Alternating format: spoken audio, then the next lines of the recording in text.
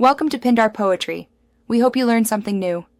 You're going to check voicemail now. First, make sure your carrier supports visual voicemail and your plan is active. Unlock the iPhone and open the phone app, then tap the voicemail tab at the lower right. If this is the first time you open voicemail, set a password and record a greeting when prompted. This initializes visual voicemail.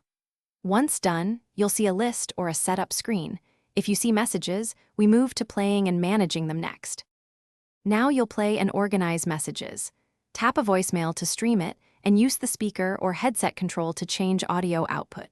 While listening, you can pause, rewind, or tap delete to remove the message. Alternatively, tap share to send audio or save to store it in voice memos or files.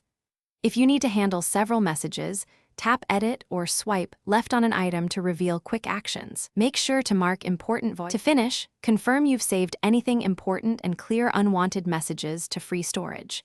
If voicemails aren't updating, close and reopen the phone app or toggle airplane mode to refresh the network. If problems persist, reset network settings or contact your carrier because visual voicemail requires carrier support. As a fallback, call your voicemail box directly using your carrier's voicemail number to hear messages. If you still see errors, reboot the iPhone and try again. That often resolves.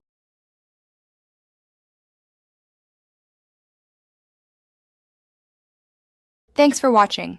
Consider subscribing if we helped you.